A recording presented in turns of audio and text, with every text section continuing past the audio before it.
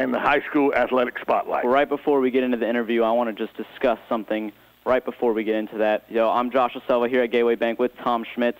And last week we talked about Dash Winningham committing himself to play at FGCU for baseball, as well as the big decision at St. John to cancel their upcoming football season.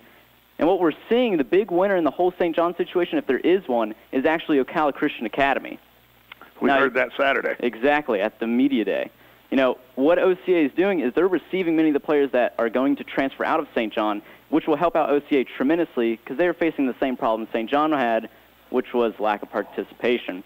Now, today on the show, I'm joined by, here's the great, the icon, a preacher, a coach, a mentor, and even more importantly, a winner. And yes, it's all in the one person, Coach Wayne Yancey. Welcome to the show. We're glad you're here, and congratulations on the great career you've had at Forest High School. Now, first things first. Obviously you're used to summer vacation, but has it really set in yet that you are retired? You don't have to report back to Forest High School on August 19th? Yes, it has set in, and it's a good feeling. I was in the pool with my grandchildren today, 3 or 4 of them, and it's just going to be one of those things that I can do more often than being on the baseball field. And watch the Rays. So baseball won't be that far away. No, it will not. So you retired with over 600 wins as a coach. No easy feat. And when you first began coaching, did you think in the back of your mind, man, I want to be in that elite group of coaches with over 600 wins? Well, when you start out, you just hope you can make it season to season. But I've been fortunate in the fact that I became a head coach in 78, 79 at Forest, and was able to stay at the one school for those 35 years, and had great players come through, great assistant coaches, great administrators. Everything was good. I have a wonderful wife that understands, very athletic-minded. I have a big family, and so to say 600 wins, no, I didn't think that. But, it was one of those things that just kept going, and our kids just kept, we just kept getting great kids all along. So. And just for the record, your first win as a head coach, February 13th, 1979, beating Newberry High School. Correct. 5-3. Right. So you coached for over 35 years, like you said. Yep. And you had a few years coaching football as well. Right. Now, as a coach, what made you keep coming back each and every year, each and every season? What played into that? What made you keep coming back?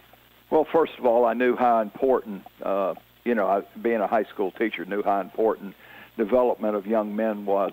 And, I had some wonderful mentors, and all of them with a different philosophy. I was with Richard Kennedy over at Dunellen my first 3 years of teaching, so he won back-to-back state championships there. And so I had these mentors, and all of them had just this great love, great desire for the game, competition, and more important than both of those, the young people. Because, you can have an impact on them just by the way you are, the fairness of the game, the way you handle things. And I'm not telling you I'm the best at handling everything the right way, but, you know how, and having a lot of children, I know how important it is that they see a good role model. Well, let's talk about building into people. Over this week, I talked to many of your former players, and each of them said one thing that it kept becoming a reoccurring theme here.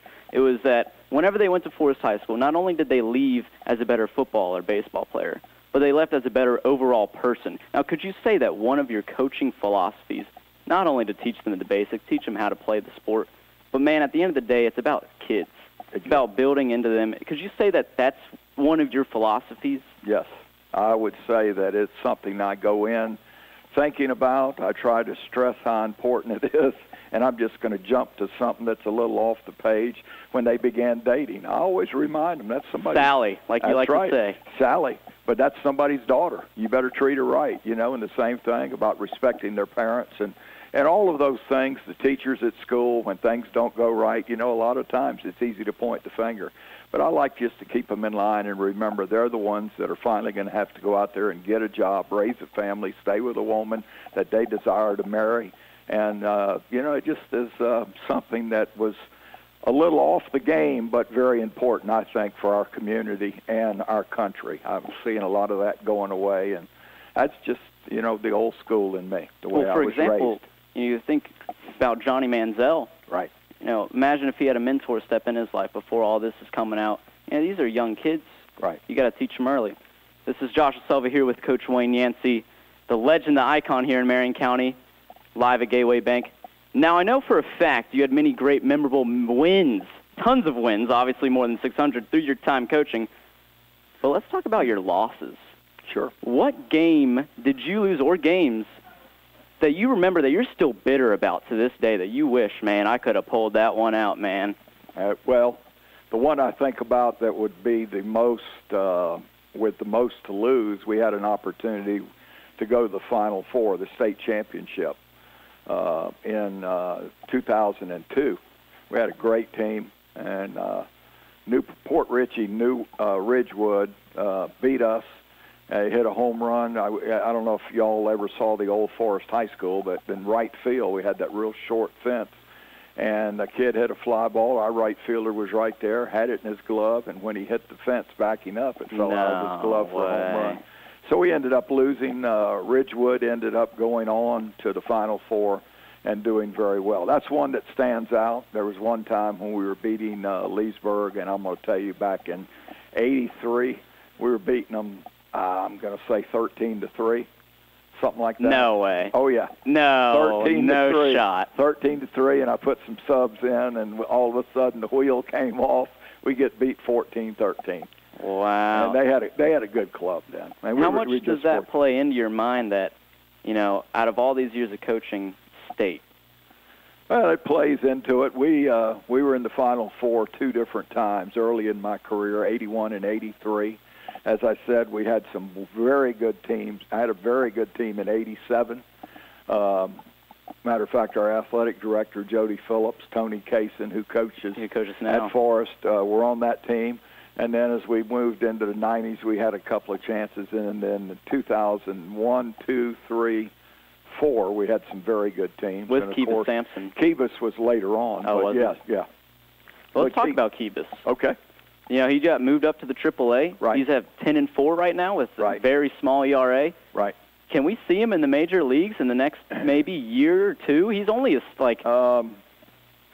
far out of, a lot of those guys, things that depend on the pennant race, who gets hurt, who's got too many innings late in the year. There's a possibility with no chance of going to the playoffs or being the wild card.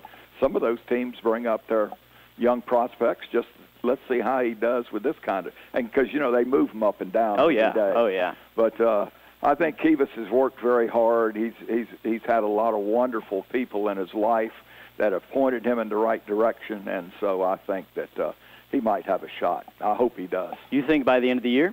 I would like to see it. Most pitchers come out of Double-A when they go to the majors. They jump right from Double-A to there, and he moved to Triple-A. So we'll have to wait and see. I'd love to see it. I mean, you never know. Yeah. Let's get into some fun questions. Okay. All right. So, on average, right, how many polls do you think you make your team run through an entire season? I don't know if I could place a number on it because it all depends on who's on that team. Because some of them run that mouth too much, throw the equipment, do all of those things, and if we're going to be a team, all of them are going to run. I'm not one of those big on just punishing one player when we've all got to act right. Because if y'all aren't aware of this, if we don't act right during a game, profanity, throwing equipment, any of those things, not only does the player get ejected, but the head coach. Yeah, that's the new rule. He's gone, And so I think it's important to stress language is the quickest way to get ejected, throwing, or trying to injure another player. So we talk about that, but we run quite a bit for training purposes also. All right, your son, Jed Yancey, he's taking your spot over as the head coach for Forest Baseball. Does he have any chance of being better than you? I sure hope he does. All right. I sure hope he does because he's got, he's young, enthusiastic, all of those things. He's got some great other young coaches that'll be with him. I'm hoping that, I don't know if Tony Kaysen's going to stay and coach. I don't know if I'm going to be invited back to help him with the lower, and I'm joking. Some of those lower level teams, I don't know what's going on, but yes, I think he has a great chance of being better than us. 2 more questions. Okay. Take me through your vocabulary. For many of your players that I've talked to, they hardly know what you say sometimes. And some of us, we think you're speaking a different language at times. Yeah. Now explain to me what a common phrase you say is, A mule. A mule. What is a mule? A mule's a farm animal, as we all know. Well, there you go. And reference to the mule just says, after we've done it 10 times, you just finally have to say you're a mule. You don't get it. You're stubborn. You won't change. You won't do that.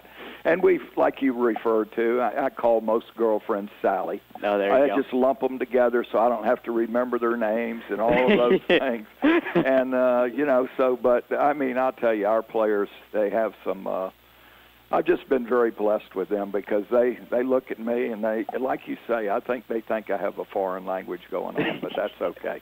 One last question. Sure. I'm sure many people actually want to know the legitimate answer to this question. Okay. How many Yanceys and relatives live in Marion County as of right now? Right now, I count, since I walked in here, I counted up 46. Since you walked in here. Yeah, since I walked in. My mother. That deserves a wow. Right, yeah. My brother Jim and Kay, he was the superintendent. You know, he's one of his children live away, and his but anyway, long story short, I have 5 brothers. Only one of them lives out of town. My brother John's in New Smyrna. The others are here. The other 4 live here in Marion County. You know, Phillips, the head football coach. He and his wife, down at Bellevue, and then my brother Chris is at a bank. But all of them children, and most of which are in the education program too. Quite a few of them are. We've got them in different things, but about 48. All right. Well, this is the High School Athletic Spotlight here with Coach Yancey. Thanks for joining us. Always a great pleasure to talk to you. Wish you the best of luck in the upcoming years. So maybe you're involved with the younger teams. Right. We'll see, but you'll be enjoying your retirement. I sure will. Tom, thanks.